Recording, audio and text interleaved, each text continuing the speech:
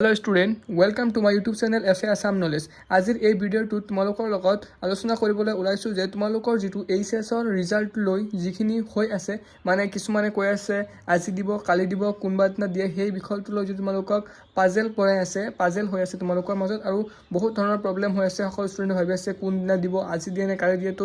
এই যিখিনি উৰা বাতৰি ওলাইছিল তো সেই বাতৰিখনৰ যিখন সলিউশন তো সেইখন আজি তোমালোকৰ লগত এই ভিডিঅ'টোত আলোচনা কৰিম তো বলা ভিডিঅ'টো আৰম্ভ কৰোঁ তো তোমালোকে যোনে ভিডিঅ'টোত নতুনকৈ আহিছা তো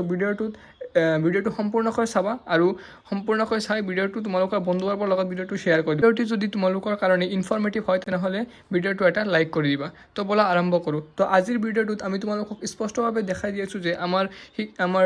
CM ডক্টৰ হিমন্ত বিশ্ব শৰ্মা ছাৰে এই টুইট যোগে আমাক জনাইছে যে 28 এপ্ৰিল 2026 তোমালোকৰ এইচএছৰ ৰিজাল্ট ঘোষণা কৰা হ'ব তো ছাত্ৰ ছাত্ৰীসকল তোমালোকে আজিৰ পৰা কোনো ধৰণৰ টেনশ্যন কৰিব নালাগে কোনদিনা দিব কোনদিনা নিদিব তো যদি টাইম ক'বা তো টাইম অনুসৰি তোমালোকৰ একচুৱেলি অফিচিয়েল টাইম হয় 9 তো 9 বা 10 তোমালোকৰ এই দুটাৰ টাইমৰ ভিতৰতে তোমালোকৰ ৰিজাল্টটো ঘোষণা কৰা হ'ব আৰু তোমালোকে ৰিজাল্ট ঘোষণা কৰাৰ আগত তোমালোকে যিটো পেনিক চিটুৱেশ্যন হৈ থাকে চিটুৱেশ্যনত তোমালোকে নিজক স্থিৰ ৰাখিব লাগিব আৰু তোমালোকে ভাবিব লাগিব যে যদি তোমালোকৰ বিচৰা মতে ৰিজাল্ট হৈছে তেনেহ'লে তোমালোকে আগত কি কৰিবা তাৰ কাৰণে তোমালোকে ভাবিব লাগিব আৰু তোমালোকে আগত যাতে ভাল আৰু ইয়াতকৈ ভাল কৰিব পাৰা তাৰ কাৰণে তোমালোকে চেষ্টা কৰিব লাগিব আৰু যিসকল ছাত্ৰ ছাত্ৰীসকলৰ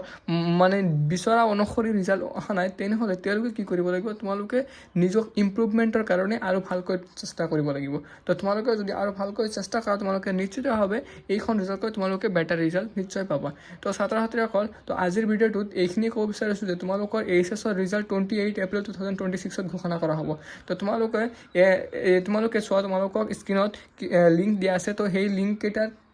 তোমালোকৰ এইচএছৰ ৰিজাল্ট চাব পাৰিবা তো তোমালোকৰ ৰিজাল্ট 9টা বা 10টাৰ ভিতৰত তোমালোকৰ ৰিজাল্ট পাই যাবা আৰু তাতকৈ যদি পলম হয় 10:30 বা 11 এই অফিচিয়েল টাইমৰ ভিতৰতে তোমালোকৰ ৰিজাল্টখন ঘোষণা কৰা হ'ব তো তোমালোকে এতিয়াৰ পৰা কোনো ধৰণৰ চিন্তা কৰিব লগা নাই যদি এই ভিডিঅ'টো তোমালোকৰ বাবে অলপো সহায় হৈছে তেন্তে তোমালোকে ভিডিঅ' এটাত লাইক কৰি শ্বেয়াৰ কৰি দিবা আৰু তোমালোকৰ বন্ধুবৰ্গৰ লগত চেনেলটো শ্বেয়াৰ কৰি দিবা আৰু ছাবস্ক্ৰাইব কৰিবলৈ ক'বা ধন্যবাদ